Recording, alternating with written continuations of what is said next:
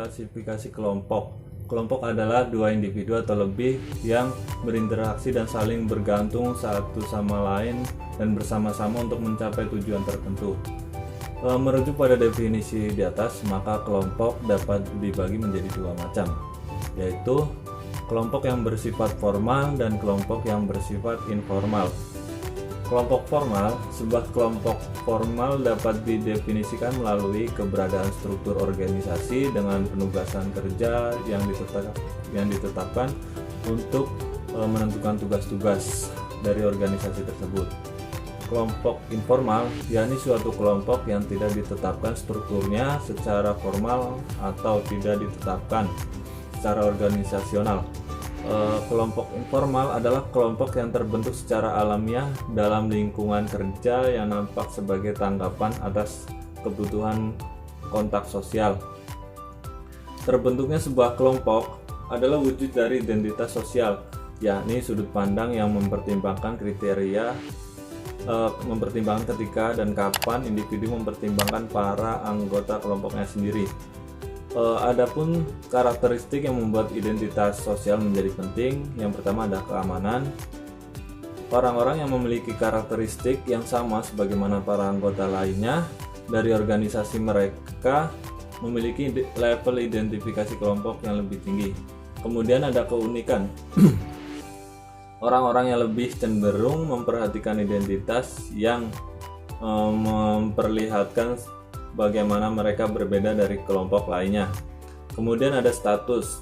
Orang-orang yang menggunakan identitas untuk mendefinisikan diri mereka sendiri dan meningkatkan penghargaan diri, sehingga masuk akal bahwa mereka tertarik dengan mengaitkan diri mereka sendiri dengan kelompok yang memiliki status sosial yang tinggi.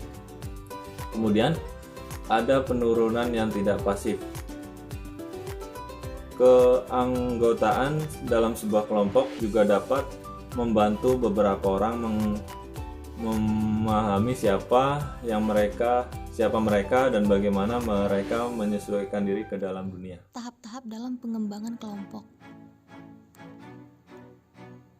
Tahap yang pertama yaitu tahap pembentukan.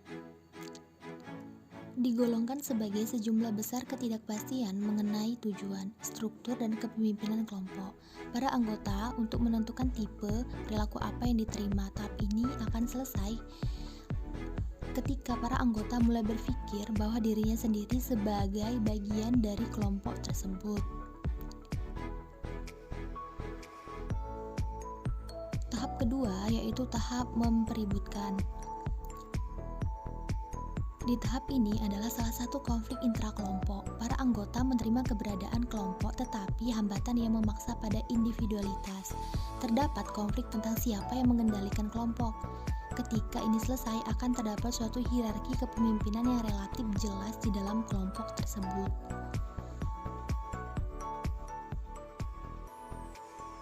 Dan tahap ketiga adalah tahap menyusun norma.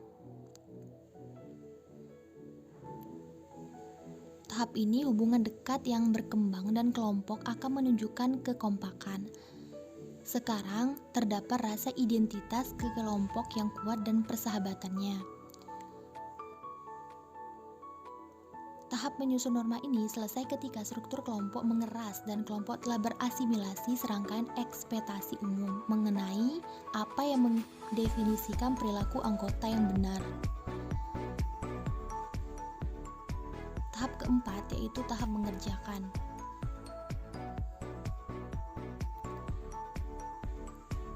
Struktur pada poin ini sepenuhnya fungsional dan diterima. Energi kelompok telah berpindah dari mengenal dan memahami satu sama lain, sehingga mengerjakan tugas yang ada.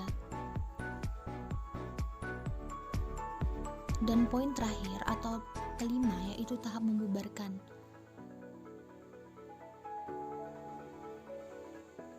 Yaitu bagi kelompok kerja yang permanen mengerjakan adalah tahap terakhir pengembangan.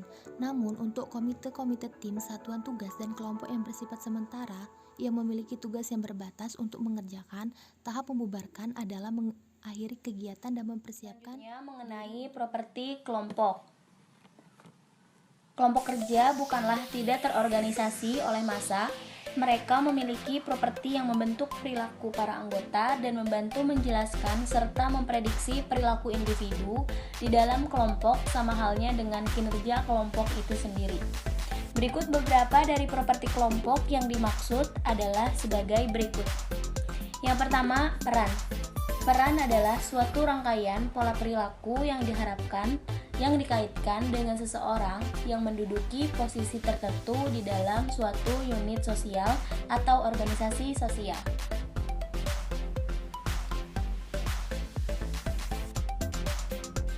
Selanjutnya, kedua, norma.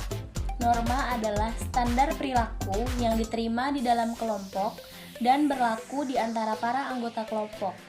Norma sebenarnya dapat mencakup aspek dari perilaku kelompok itu sendiri. Yang ketiga, status. Status adalah suatu posisi yang didefinisikan secara sosial atau peringkat yang diberikan kepada kelompok atau para anggota kelompok oleh orang lain dan atau dari orang lain.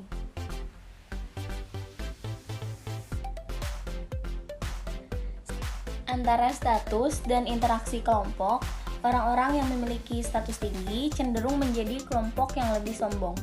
Tetapi perbedaan status benar-benar menghambat keberagaman dari gagasan dan kreativitas dalam kelompok, karena para anggota yang memiliki status yang lebih rendah cenderung berperan serta kurang aktif dalam pembahasan kelompok.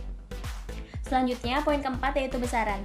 Besaran adalah suatu kelompok yang mempengaruhi seluruh perilaku kelompok, tetapi pengaruhnya tergantung pada apa variabel dependen yang kita amati.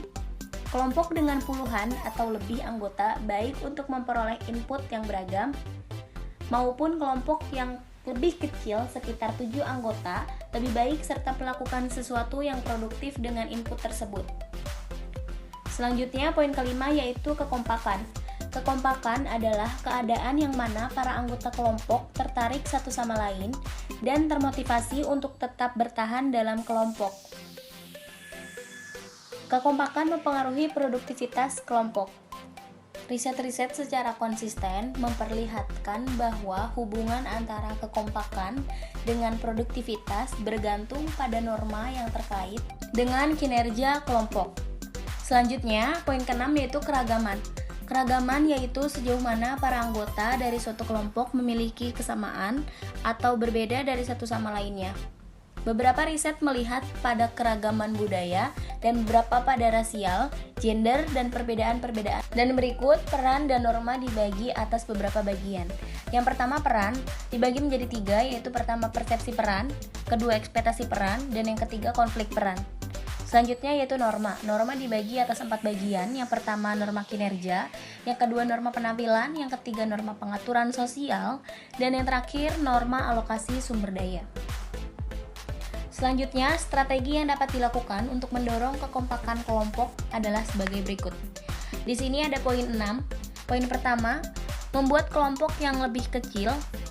Yang kedua, mendorong perjanjian dengan tujuan kelompok. Yang ketiga, menstimulasi kompetisi dengan kelompok lain. Yang keempat, memberikan imbalan pada kelompok, bukannya pada para individu. Dan yang terakhir, mengisolasi kelompok secara fisik. Selanjutnya, pengambilan keputusan kelompok dibagi atas 2. Yang pertama, kekuatan pengambilan keputusan kelompok, dan yang kedua, kelemahan pengambilan keputusan kelompok. Sekian penjelasan dari kelompok kami. Kelompok yang beranggotakan Jumarso Fajar Setiawan, Kiki Sri Rafika, dan saya sendiri, Fauzia Oktaviani. Apabila ada kesalahan kata maupun dari penjelasan materinya, kami mohon maaf. Wabillahi taufiq wal hidayah. Wassalamualaikum warahmatullahi wabarakatuh.